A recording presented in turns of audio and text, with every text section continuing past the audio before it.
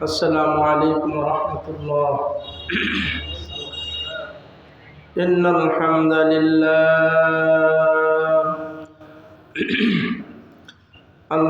لله نحمده ونستعينه ونستغفره ونعوذ بالله من شرور أنفسنا ومن سيئات أعمالنا.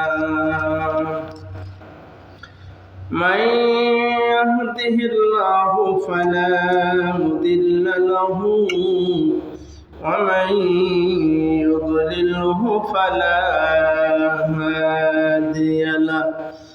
ونشهد أن لا إله إلا الله وأن محمدا عبده ورسوله صلى الله عليه وعلى آله وسلم. أرسله بالحق بشيرا ونذيرا وداعيا إلى الله بإذنه وسراجا منيرا. أما بعد فأعوذ بالله من الشيطان الرجيم. بسم الله الرحمن الرحيم. إن الله وملائكته يصلون على النبي يا أيها الذين آمنوا صلوا عليه وسلموا تسليما.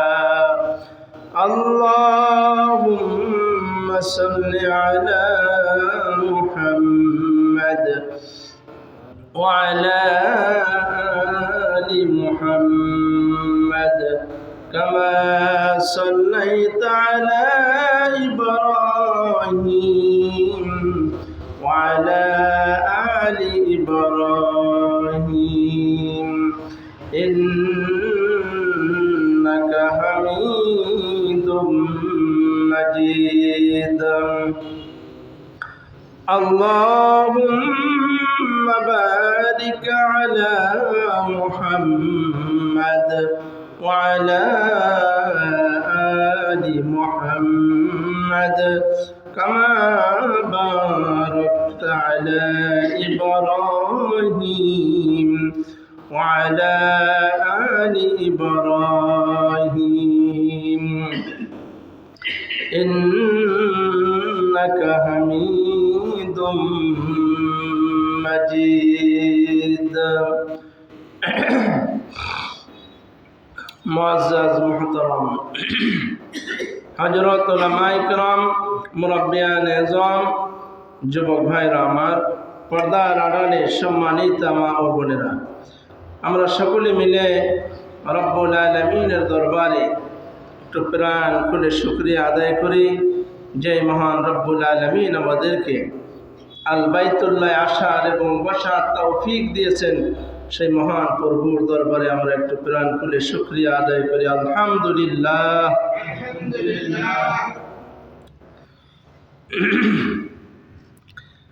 ধারাবাহিকভাবে আমি রাসূলুল্লাহ সাল্লাল্লাহু আলাইহি ওয়াসাল্লামের নামাজের পদ্ধতি আলোচনা করতেছি।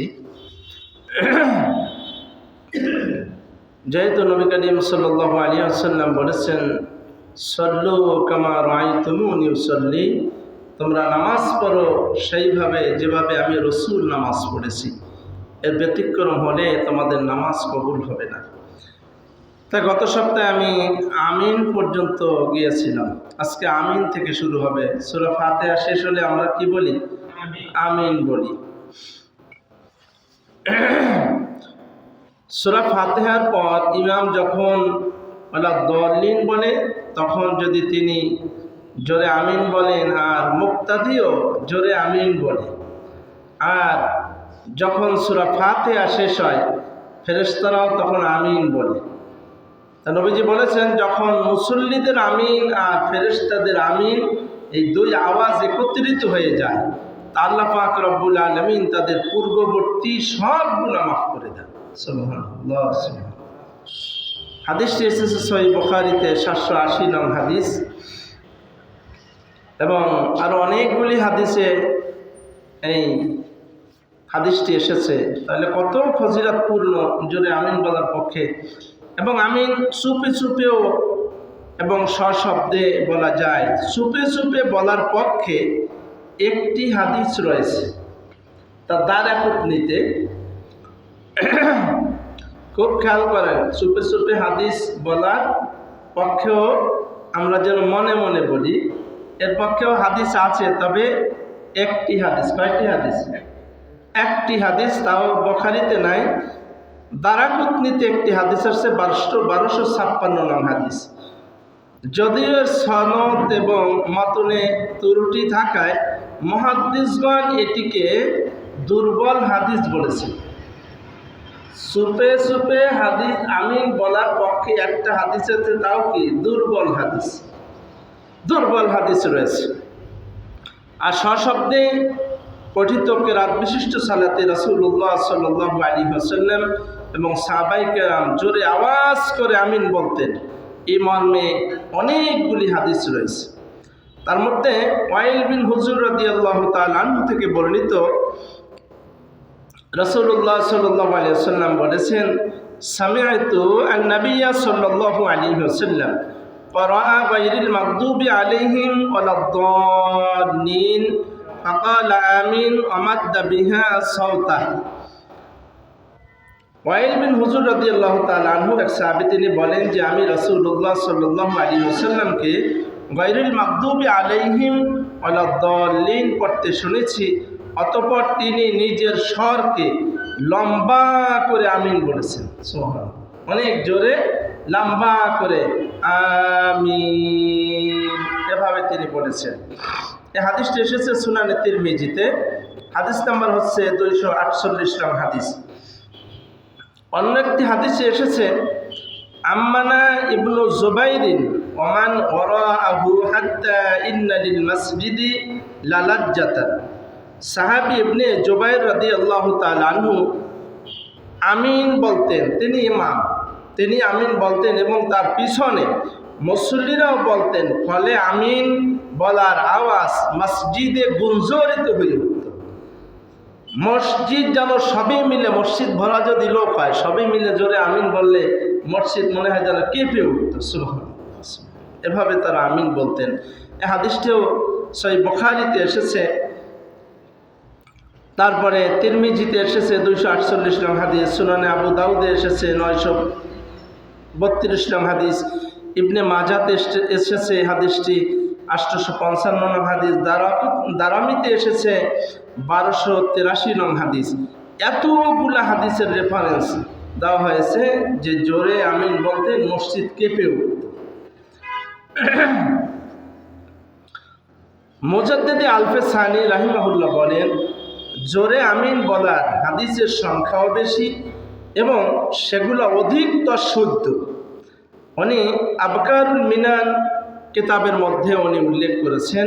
মুজাদ্দিদ আল-ফাসানি অনেক বড় মাপের আলেম ছিলেন, তিনি মুহাদ্দিস ছিলেন। তিনি বলেছেন, তার কিতাবে লিখেছেন যে এ সুন্নাত অনুযায়ী রাসূলুল্লাহ সাল্লাল্লাহু আলাইহি ওয়াসাল্লামের জামানা থেকে শুরু করে এখন পর্যন্ত মক্কাতুল মুকাররমা, মদিনাতুল মুনাওয়ারায় আজও পর্যন্ত এই জোরে আমিনের প্রথা চালু আছে। আছে না? যারা মক্কায় গেছেন দেখবেন মদিনায় মসজিদে অনেক জোরে আমিন বলা হয়।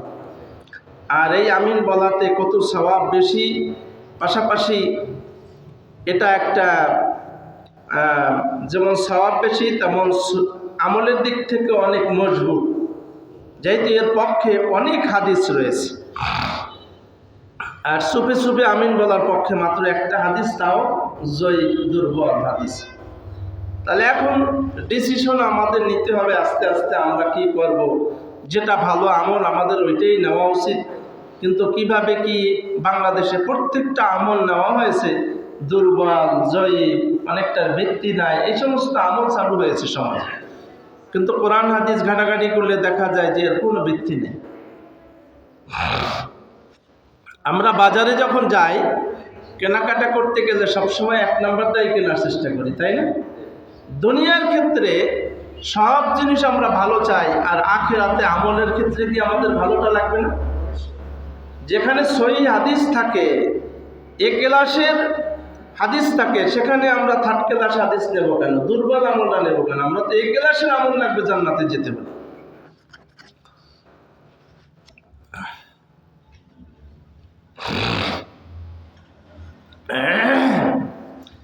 কিরাত পাঠ, সূরা ফাতিহা যখন শেষ হয় তার পরবর্তীতে আরেকটা কিরাত আমরা শুরু করি না? সে সম্পর্কে বলা হয়েছে আমিন বলার পর একটু চুপ থেকে নবী করিম সাল্লাল্লাহু আলাইহি ওয়াসাল্লাম সাক্তা করে কোরআন থেকে তিলাওয়াত শুরু করতেন। অর্থাৎ সূরা ফাতিহা যখন শেষ হয় তখন নবীজি কিছু সময় দাঁড়াই থাকতেন, মানে অন্য মুসল্লিরাও যেন সূরা ফাতিহা পড়তে পারে এতটুকু সময়। এখনো অনেক আরব আমিরাতে অনেক মসজিদ এগুলো চালু আছে যে সূরা ফাতিহার পরে আবার সূরা যেন ইমামের পিছনে পড়তে পারে, সেই জন্য তারা সময় দেয় জোরে কেরাতের বেলায়। তবে জোরে কেরাতের বেলায় যদি কেরাত শোনে তাতেও হয়ে যায়, সময় না দিলেও অসুবিধা নাই। তবে ওই সময় দিতেন, যেহেতু সূরা ফাতিহার মতো এত সুন্দর দোয়া নাই, এই জন্য এটা পড়ার সুযোগ দিতেন তারা। এখনও আপনার অনেক রাষ্ট্রে, সৌদি আরব, অন্যান্য কান্ট্রিতে এগুলো চালু আছে, কাতার টাতার এগুলো চালু আছে। আমরা অনেক বন্ধু বান্ধব আছে তাদের কাছে শুনছি, এগুলো বাংলাদেশে কইলে তো বুঝবে না। নামাজ পড়ে তারা অনেক সময় সূরা ফাতিহা পড়ে দাঁড়াই থাকতেন, এরপর সূরা শুরু করতেন। সকল প্রকার সালাতের প্রথম 2 রাকাতে সূরা পাঠের পর একটি সূরা পড়বে অথবা কোন সূরার আংশিক তেলাওয়াত করবে। বড় বড় সূরার অংশ অংশ তেলাওয়াত করা যায়, এটাও হাদিসে আছে, এবং ছোট সূরা মাপ মতন হলে ওটা পুরোটাও পড়া যায়। তবে আর তৃতীয়, এটা প্রথম রাকাতে, প্রথম 2 রাকাতেও সূরা মিলান যায়, আসর এবং জোহরে বিশেষ করে। আর তৃতীয় এবং চতুর্থ রাকাতে সূরা ফাতিহা পড়তেন রাসূলুল্লাহ সাল্লাল্লাহু আলাইহি ওয়াসাল্লাম। আর কোনো কোনো সময় সূরা মিলাতেন, আবার কখনো মিলাতেন না। আমরা 4 রাকাত সুন্নত যখন পড়ি তখন কিন্তু আমরা 4টি সূরা মিলে তো নবীজি এটা করতেন, মাঝে মাঝে 4টি সূরা মিলাইতেন, মাঝে মাঝে 2 রাকাতে প্রথম 2 রাকাতে সূরা মিলাতেন, পরে 2 রাকাতে সূরা মিলাতেন না, এভাবে তিনি পড়তেন। তাই দুইটাই জায়েজ আছে। বিশেষ করে জোহর ও আসরের সালাতে ইমামের পিছনে প্রথম 2 রাকাতে মুসল্লিগণ সূরা ফাতিহার সাথে অন্য একটি সূরাও পড়তেন, আবার শুধু ফাতিহা পড়েও ক্ষান্ত হতেন। এই দুইটাই জায়েজ। একই রাকাতে সূরার অংশ বিশেষ বা পূর্ণ সূরা বা একাধিক সূরাও পড়া জায়েজ। এখানে সুন্দর একটা বিষয়, সেটা হচ্ছে এক সাহাবী ছিলেন, তিনি সূরা ফাতিহা পড়তেন, অন্য একটা সূরা যেকোনো জায়গা থেকে পড়তেন, এরপরে তিনি সূরা ইখলাস যাই পড়তেন শেষে। ওই কিরাতের সাথে ইখলাস সূরাটা, কুল হুয়াল্লাহ সূরাটা কি করতেন? যুক্ত করতেন। সে আগেও কিরাত একটা পড়ছে, সূরা পড়ছে, এরপরে আবার এটাও তিনি এর সাথে যোগ করতেন। এই যোগ করার মানে হচ্ছে যে সূরা ইখলাসটাকে তিনি বেশি ভালোবাসতেন। ইখলাসের ফজিলত তো সরাসরি আল্লাহর বিশেষ পরিচয়, তাই সূরা ইখলাসটাকে এমন মহব্বত করতেন, এটা প্রত্যেক রাকাতে উনি রাখতেন। তাহলে এই হাদিস দ্বারা বোঝা যায় যে আমরা সূরা ফাতিহার সাথে অন্য একটা সূরা বা আরও একটা সূরা, 2-3টা সূরা মিলেও পড়া জায়েজ আছে। তবে এখান থেকে আরেকটা বিষয় আপনাদের একটা পরামর্শ দিতে পারি, সেটা হচ্ছে আপনারা যারা বড় সূরা জানেন না, অনেকেই তো জানে না, ওই ছোট সূরা ফিল, কুরাইশ, আইতাল্লাজি, এরকম ছোট ছোট 5টা 7টা 2টা 4টা সূরা জানে, আর কোনো বড় সূরা জানে না, এরকম তো বেশিরভাগ মুসল্লি, তাই না?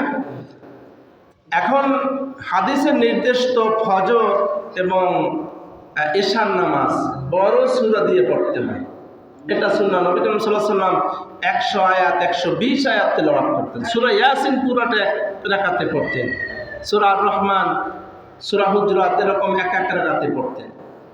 এখন যেহেতু বড় সূরা দিয়ে পড়া সুন্নাত, আপনাদের তো এই বড় সূরা জানা নাই, এখন আপনারা কি করবেন, দুইটা সুন্নাত যে ফিল, কুরাইশ, মাউন, এই তিনটা এক রাকাতে বললেন, আবার ইখলাস, ফালাক, নাস এই তিনটা এক রাকাতে বললেন।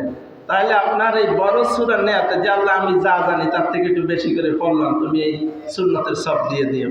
তাহলে আমাদের এই দুইটা তিনটা সূরা বড় সূরা নেয়াতে মিলেই পড়লে কি সওয়াব অনেক বেশি হবে।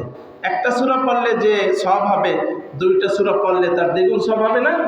তিনটা সূরা পড়লে আরো সওয়াব বেশি হবে না? নামাজে যত তেলাওয়াত করেন, নামাজের মধ্যে তেলাওয়াতে ফায়দা আরো বেশি।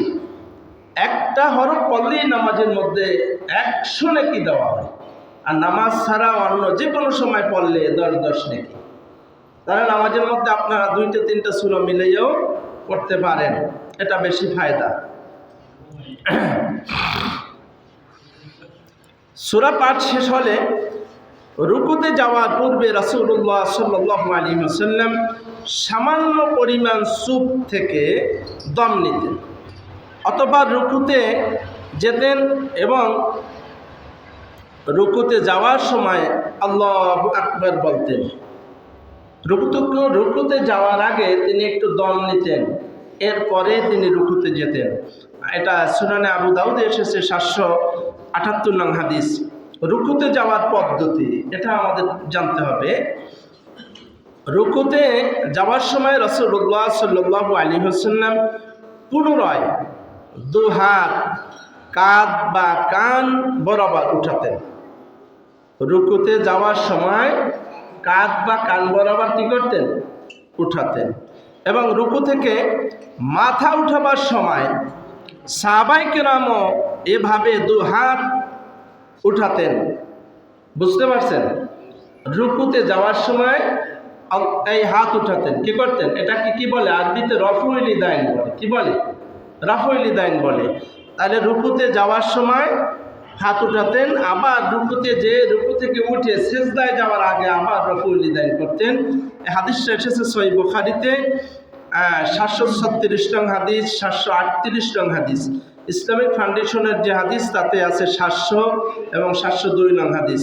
আধুনিক প্রকল্পতে আছে 692, 694। মুসলিম শরীফের মধ্যে এসেছে 750 নম্বর হাদিস। তাহলে রফউল ইয়াদাইনের পক্ষে সহিহ বুখারী, মুসলিম এবং বড় বড় হাদিসে এরকম রফউল ইয়াদাইনের পক্ষে হাদিস আছে। এবং রফউল ইয়াদাইন করলে আমাদের অনেক সওয়াব বেশি হবে, কারণ একটা রফউল ইয়াদাইন করলেই 10টা করে নেকি হবে। এবং আপনি একটা এক্সট্রা সুন্নাহ, আমরা এটা তো বাদ দিছি, এই যে রফউল ইয়াদাইন করা এতগুলো হাদিসে একেবারে সহিহ হাদিসের নির্দেশ, সেই হিসাবে যদি আমরা রফউল ইয়াদাইন করি তাহলে আমরা একটা সুন্নাতের সওয়াব পাই যাব। আর একটা সুন্নাহ যদি কেউ সওয়াবের উদ্দেশ্যে আদায় করে, সহিহ সুন্নাহ যেটা হাদিস দ্বারা প্রমাণিত, তাতে তার সওয়াব হবে 50 জন শহীদের সওয়াব পাবে। সুবহানাল্লাহ।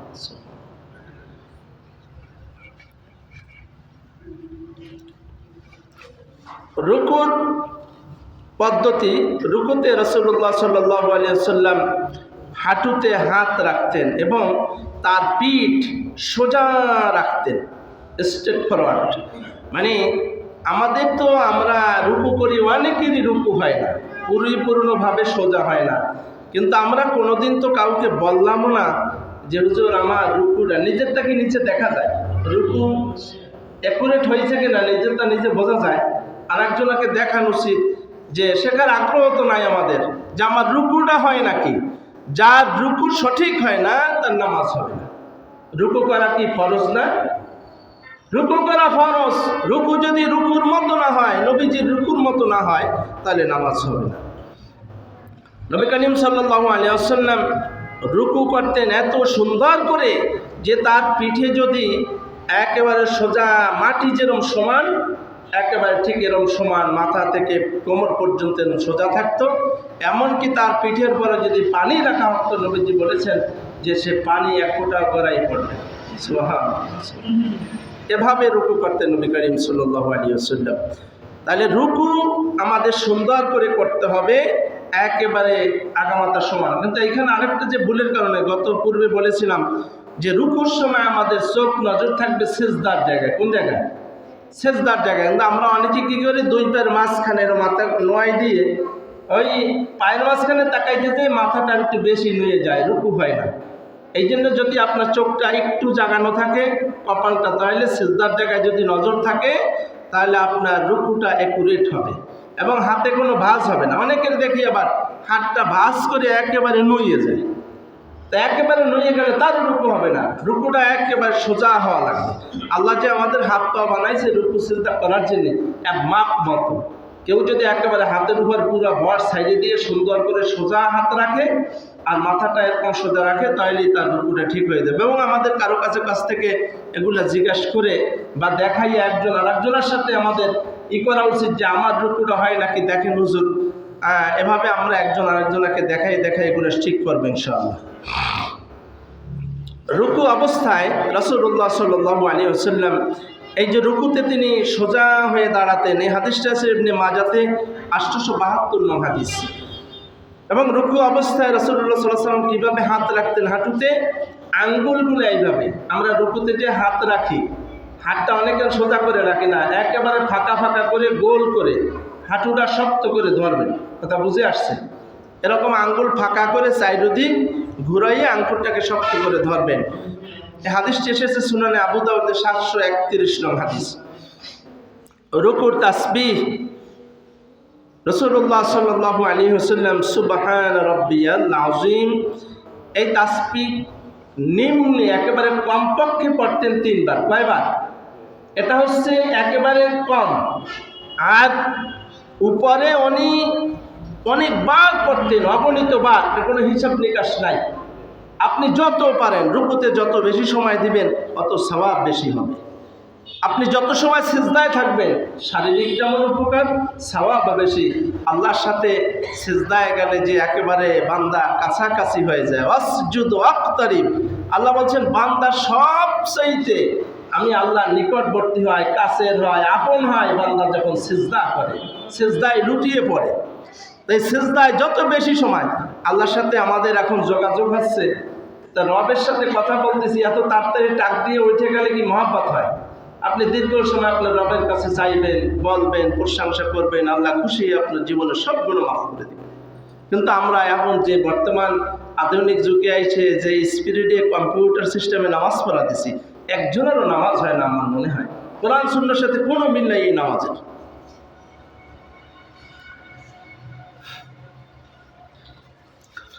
আর আমরা তো সব ইবাদত একটা নির্ধারণ করে নিছি, কিন্তু আরও যে ভালো ভালো আমল আছে এর পাশাপাশি অনেক দোয়া আছে, এগুলো আমরা অনেকেই জানি না। রাসূলুল্লাহ সাল্লাল্লাহু আলাইহি ওয়াসাল্লাম সুবহান রাব্বিয়াল আযীম এটা সর্বনিম্ন 3 বার। আমরা 3 সর্বনিম্নটা ধরে নিছি, 3 বার কোনো রকম কইতে পারলে একবার উঠে যায়।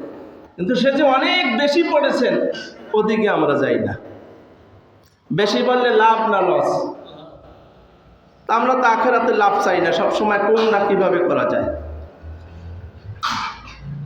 নবী করিম সাল্লাল্লাহু আলাইহি ওয়াসাল্লাম রুকুতে গিয়ে আরো সুন্দর দোয়া করতেন। সুবহানা জিল জাবারুতি, আমার সাথে বলেন সুবহানা জিল জাবারুতি আল মালাকুতি আল কিবরিয়াই আল আজমাহ। নবী করিম সাল্লাল্লাহু আলাইহি ওয়াসাল্লাম রুকুতে গিয়ে এই দোয়াটা পড়তেন। এটা আমরা অনেকেই জানি কি সুন্দর দোয়া। এটা প্রথম যে দোয়া পড়ছি তার চাইতে এই দোয়ার মর্তবা অর্থ অনেক বেশি। প্রথম যে দোয়াটা পড়ছি সুবহানা রাব্বিয়াল আযীম, এ দোয়ার অর্থ হচ্ছে আমি আমার প্রভুর পবিত্রতা বর্ণনা করছি। কথা বুঝে আসছে?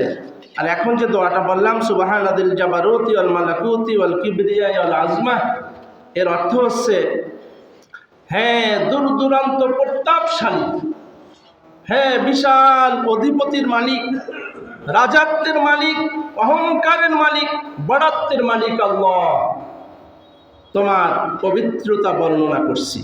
সুবহানাল্লাহ। আল্লাহ পাকের আরো ব্যাপক প্রশংসা করলেন, এতে আল্লাহ খুশি হয় না? প্রশংসা করলে যে খুশি হয় এটা তো আমাদের মধ্যে তবিয়ত আছে। স্ত্রীর যদি একটু প্রশংসা করা হয়, রান্না খুব সুন্দর হয়েছে তোমার, সে খুশি হয় না? সবার জন্যে, বাচ্চাদের যদি একটু প্রশংসা করা হয় ওরা অনেক খুশি। তো প্রশংসা করলেন যে খুশি হয় আমার রব তার প্রশংসা করছেন। হ্যাঁ, রাজত্বের মালিক।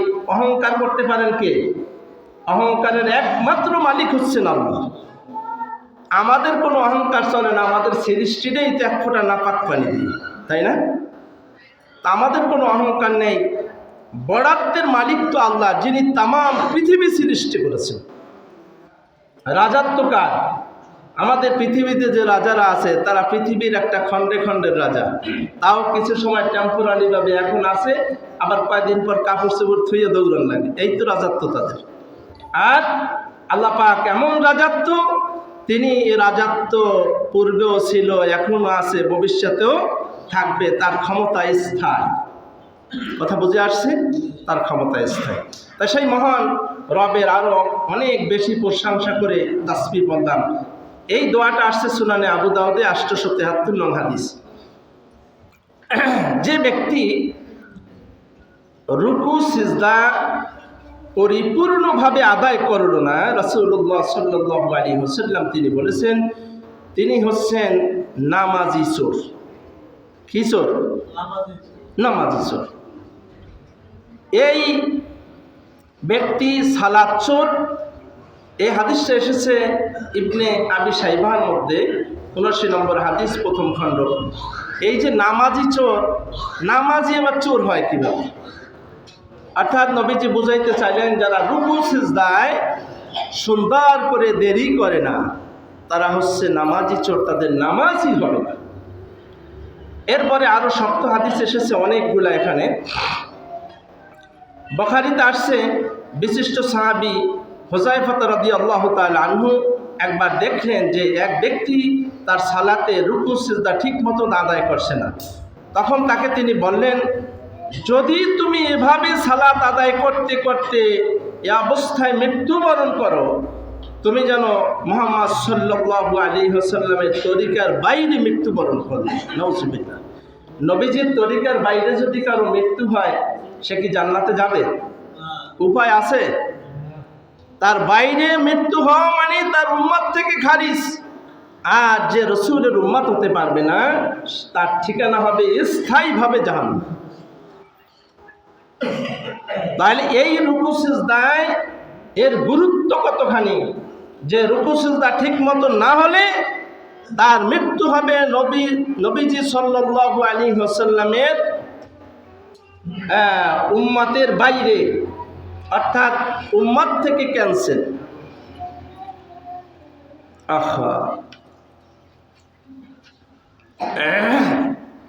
এই হাদিসটি এসেছে সহিহ বুখারীতে 389 নং হাদিস, এবং আরো অনেকগুলি হাদিসের রেফারেন্স আসছে, সবগুলি আমি বলবো না। অপর একটি হাদিসে এসেছে নবী করিম সাল্লাল্লাহু আলাইহি ওয়াসাল্লাম বলেছেন, রুকু সিজদা ঠিক মতন আদায় না করলে রাসূলুল্লাহ সাল্লাল্লাহু আলাইহি ওয়াসাল্লামের আদর্শ হতে বিচ্ছেদ অবস্থায় তুমি মারা যাবে, বাদ হয়ে যাবে, তার আদর্শের মধ্যে থাকবে না। এই হাদিসটা এসেছে সহিহ বুখারীতে 791 নং হাদিস। আরো অনেকগুলি হাদিসের রেফারেন্স আছে। বুখারীতে যদি থাকে আর তো কোনো কথা নাই। বুখারী মানে বোঝেন, বুখারীর যে হাদিসগুলা এগুলা হচ্ছে 24 ক্যারেট স্বর্ণের মতো, এতে কোনো খাদ নাই, কোনো ভেজাল নাই, 100% পিওর। তাই বুখারীর হাদিস কইলেই অনেকের গায়ে চুলকানি ওঠে, এই আবার একটা নতুন কথা কইছে হুজুর। আমাদের সমাজ ব্যবস্থা এরকম হয়েছে। আবার অনেকে মনে করে যে হুজুরে আবার ওই আহল হাদিস হয়ে গেলে নাকি। হাদিস কোনো আহল হাদিসের বাপের না, জামাতের না, কোনো সুন্নি গোনা। হাদিস কার? রাসূলুল্লাহ সাল্লাল্লাহু আলাইহি ওয়াসাল্লামের। আমাদের একটা জায়গায় সব সময় ঐক্য থাকতে হবে। মনের মধ্যে যদি দ্বিধাদ্বন্দ্ব থাকে মনে করবেন আপনার ঈমান নাই। যদি কোরআন এবং সুন্নায় সঠিকভাবে সত্যভাবে পাওয়া যায় কোনো রাওয়ায়াত, এটা আপনার মেনে নিতে হবে। এটা কোন দল করে এটা দেখার সুযোগ নাই। যদি আপনি এরকম উদাহরণে না হতে পারেন জোরে আল্লাহ এদি আহল হাদিস গো আমলের কথা কইছে, তাহলে আপনার ঈমান থাকবে না। যদি এটা নিয়ে আপনি সন্দেহ করেন, কোরআনে স্পষ্ট বলা হয়েছে হারাজা মিম্মা কদাইতা ইউসাল্লিমু তাসলিমা। আল্লাহ তাআলা বলছেন যে তোমরা সঠিক কোরআন এবং সুন্নাহর রেফারেন্স সহ যখন তোমাদের সামনে কোনো দলিল সহকারে কোনো কথা আসবে, এটা যদি তোমরা মানার জন্য দ্বিধাদ্বন্দ্ব করো তাহলে ঈমান থাকবে না। কোরআনে বলছে, এখানে আপনার আর কোনো দ্বিধা করার সুযোগ আছে? তা সন্দেহ করলেই তো আপনার ঈমান থাকবে না। কোরআনের উপর সন্দেহ করা যাবে? সহিহ হাদিসের উপর সন্দেহ করা মানে রাসূলের উপর সন্দেহ করা।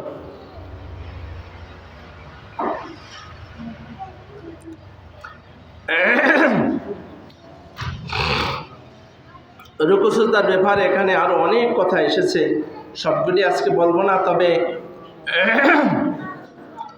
আগামী জুমায় আবার বলবো, যেহেতু নামাজে দেরি হয়ে যায়। আসলে আগে নামাজ পড়াও সুন্নাহ। আগে নামাজ পড়া কি? আউয়াল ওয়াক্তে নামাজ পড়া সুন্নাহ। এখন শীতকাল, নামাজ পড়া লাগে একটায়।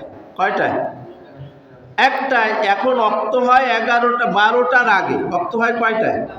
12টার আগে নামাজ পড়ি আমরা 2:45 1:30টার সময়। এটাও সুন্নাহ ব্যতিক্রম হয়েছে। এই জন্যই তো আমরা এমন অভ্যাসটা করতে পারতাম, 12টা বাজলেই আজান হবে, এরপরে মসজিদে চলে আসবো, কোনো একটায় খুতবা শুরু হবে, একটায় জামাতে দাঁড়াই যাবো। আউয়াল ওয়াক্তে যদি এভাবে নামাজ পড়তাম তাহলে আমরা একটা সুন্নাতের সব পাই যেতাম। আগে বাগে নামাজ পড়া এটা উত্তম, এ ব্যাপারে অনেক হাদিস আছে, কিন্তু আমরা তো পারি না। আমরা আসরের নামাজ যে টাইমে পড়ি একটা লাস্ট টাইম, কিন্তু আমাদের দেশে ক্যালেন্ডার এভাবে তৈরি করা হয়েছে, কিন্তু আসলে আসরের নামাজ 3:30টায়। কিন্তু আমাদের ক্যালকুলেটর বাংলাদেশে টাইমটা এইভাবে সেট করা হয়েছে। মূলত আসলে ওয়াক্ত হয় অনেক আগে। আরব আমিরাতে আমাদের মতো এরকম লাস্ট টাইমে নামাজ পড়ে। আপনারা তো বিদেশি মানুষ, সবই এখন বাইরে যাওয়া আছে, তারা আসরের জামাত অনেক আগে পড়ে না। এটা পরীক্ষিত সুন্নাহ। আমরা যে সব জায়গায় বেদাত ঢুকে নিছি, এই যে এখন সুন্নাতের সময় দেওয়া হয় আমাদের মসজিদে, এই সুন্নাতের সময় দেওয়া কোনো হাদিস কোরআনে নাই। আমি কয়েক জুমা থেকে এটা বলতেছি, এটা আমরা তৈরি করেছি। এই সিস্টেম মানুষ তৈরি করা কোনো সিস্টেম, এটা কি শরীয়ত? একটু বুঝে শুনে কর। মানুষ তৈরি করা কোনো নিয়ম, এটা কি শরীয়ত হবে? ইসলাম তো কমপ্লিট। আলিয়াউম আকমালতু লাকুম দীনাকুম, আল্লাহ বলছেন ইসলাম কমপ্লিট। নবীজি গেছেন, তার দ্বারা ইসলাম কমপ্লিট হয়ে গেছে। এখন নূতন আর একটা সুই পরিমাণও কিছু ঢুকাবার সুযোগ নাই। তাহলে আমরা আল্লাহ রসুলের পক্ষ থেকে যে আমলগুলি পাবো সহি সূত্রে, এইটাই আমাদের জন্য বিধান।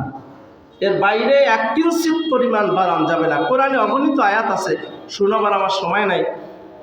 সূরা হুজুরাতের প্রথম আয়াতই আপনারা পড়ে দেখেন। আল্লাহ বলছেন 1 কিঞ্চিত পরিমাণ ওভারটেক করতে পারবে না আমার বিধান থেকে, বাড়াবার কোনো হক আমাদের নাই। অতএব আমাদের সমস্ত আমলগুলা রাসূলুল্লাহ সাল্লাল্লাহু আলাইহি ওয়াসাল্লামের তরিকায় যদি না হয়, তাহলে এই আমল কবুল হবে না। একটা হাদিস আছে, নবী করিম সাল্লাল্লাহু আলাইহি ওয়াসাল্লাম কিয়ামতের ময়দানে তার বান্দাদেরকে কঠিন মহাসারে যখন সূর্যটা মাথার পরে নামাই দেওয়া হবে, মানুষ সব হাহাকার, পানির পিপাসা সব কাতর হয়ে যাবে। সেই সময় নবীজি তার উম্মতদেরকে হাউজে কাউসারের পানি পান করাবেন। কিন্তু ঠিক পানি পান করাচ্ছেন, কিছু উম্মত তার কাছে আসবে, মাঝখানতে একটা পর্দা পরে আলাদা হয়ে যাবে। মাঝখানে একটা আড়াল পড়বে, একটা পর্দা পরে কি হবে? আলাদা হয়ে যাবে। তখন তাকে বলা হলো, আল্লাহ নবী বলবেন, হে আল্লাহ, এরাও তো আমার উম্মত। তো আল্লাহ বলবেন, হে রসুল, এরা আপনার উম্মত না, এরা আপনি আসার পরে তারা মন গড়া ধর্ম বানাই বানাই পালন করছে, বিদআত করছে। কুল্লু বিদআতিন দালালা কুল্লু দালালাতিন ফিন্নার। এই হাদিস বাচ্চারাও জানে। নবীজি বলেছেন, যারা বিদআত করবে তারা স্পষ্ট পথভ্রষ্ট, আর বেদাতীদের স্থান হবে জাহান্নাম। দালালাতিন ফিন্নার শব্দের অর্থ তো জাহান্নামের আগুন, তারা জাহান্নামে পড়বে। তা যেটাই আমরা বাড়াবো এটা বিদআত হবে। আপনার কথা, আমাদের কথা অনেকে অসন্তুষ্ট হন, বুঝি হক কথা বললে মানুষ অসন্তুষ্ট হয়। আমি যে কথাগুলি বলছি, আর যদি বুঝতে এই জাতি, তাহলে আমার ফুলের মালা দিতেন। কিন্তু ফুলের মালা তো হবে না, আরও এর উল্টো যেটা হয় এটা দিবে। নবী করিম সাল্লাল্লাহু আলাইহি ওয়াসাল্লাম যে সমস্ত নবীরা কি পৃথিবীর মধ্যে ভালো মানুষ ছিলেন কিনা, 1 নাম্বার মানুষ ছিলেন কিনা নবীরা? তারা প্রত্যেক নবীরা তার জাতিকে দাওয়াত দিছিল ভালোর জন্য না খারাপের জন্য? নবীদের কি ফুলের মালা দিয়েছিল? সব জাতি নবীদেরকে দেশ থেকে তাড়াই দিয়েছেন। তার কওম দেশ থেকে তাড়াই দিয়েছেন, নবীদেরকে মেরেছেন, দাঁত ভাঙছেন, জেল খাটছে। ঠিক না বে ঠিক? জানেন না ইতিহাস? এ হক কথা বললে এরকম হবে, কারণ হক কথা বললে দুনিয়া এরকমই হয়, বুঝে না তাই। যাই হোক, আল্লাহ তাআলা আমাদের সঠিকটা বোঝার তৌফিক দান করুক। যেটা আমরা সহিভাবে সহি সূত্রে পাবো, এটা ধীরে ধীরে আমরা আস্তে আস্তে একটু পরিবর্তন হওয়ার চেষ্টা করি। আর আপনাদেরকে আল্লাহর হস্তে বলি, আগামী সপ্তাহে আপনারা সবাই সুন্নাহ পড়ে বসবেন। আস্তে আস্তে আমরা একটু পরিবর্তন হতে চাই। পরিবর্তন হওয়া লাগবে না? এই বিদআতগুলি আমাদের বের করতে না পারলে আমাদের সব আমল কষ্ট করে নামাজ পড়ি সব নষ্ট হয়ে যায়। বিদআত হচ্ছে এক বালতি দুধের মধ্যে 2 ফোঁটা প্রস্রাব করলে সব নষ্ট হয় কিনা? তা বিদআত হচ্ছে এভাবে হাদিসে আসছে যে বিদআত করলে ভালো ভালো আমলগুলা সব নষ্ট হয়ে যায় বিদআতের কারণে। এই জন্য আমরা যদি এই সুন্নাতের সময়টা সুন্নাটা পড়ে বসি, হাদিস আসছে মসজিদে এসে সুন্নাহ না পড়ে বসার কোনো হক নাই, তাহিয়া আদায় না করে বসার কোনো হক নাই। নবীজির একটা ডাইরেক্ট নির্দেশ। তা আমরা সুন্নাহ আবার বকেয়া থাকার সুযোগটা কোথায়? এই জন্য অনুরোধ, আপনারা যদি আগে সুন্নাহ পড়ে বসেন আপনাদের অনেক ফায়দা হবে। পরে পড়লে বেদাত হবে, লাভ হবে না, বরং সুন্নাহ। সুন্নাহ পড়তে নিষেধ না, সুন্নাহ আগে আসবেন, বেশি বেশি সুন্নাহ পড়বেন। জুমার দিন যত পড়তে পারবেন অত সব, তাই না? এই জন্য আগে আইসে সুন্নাহ পড়তে থাকবেন, বারান্দায় জায়গা আছে। আজকের মতো আমি সময় দেব না, আজকে খুতবা শুরু করে দেবো। যদি সুন্নাতের সময় না দেওয়া হয় তা আমরা 1:30টায় জাস্ট টাইমে নামাজ পড়তে পারি, তাই না? আমাদের নামাজ একটু দেরি হয়ে যায়। তা যাই হোক, সুন্নাহ কি আপনাদের বাকি আছে নাকি? আপনারা অনুমতি দিলে আমি এখনই খুতবা শুরু করে দেব। খুতবা শুরু করব না সুন্নাহর সময় দিতে হবে আজকে?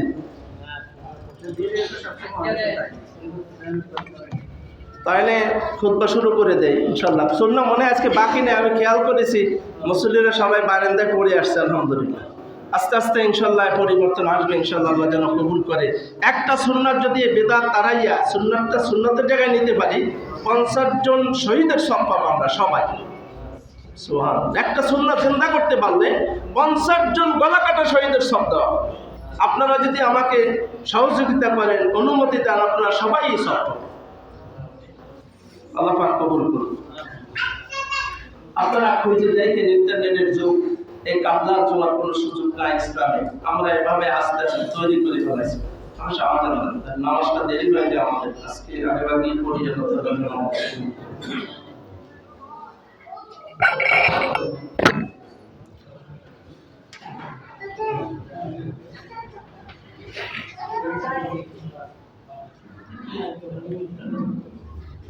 আল্লাহু আকবার, আল্লাহু আকবার, আল্লাহু আকবার, আল্লাহু আকবার। আশহাদু আল লা ইলাহা ইল্লাল্লাহ, আশহাদু আল লা ইলাহা ইল্লাল্লাহ, أشهد أن محمدا رسول الله، أشهد أن محمدا رسول الله. حي على الصلاة، حي على الصلاة، حي على الفلاح، حي على الفلاح. الله أكبر، الله أكبر، لا إله إلا الله.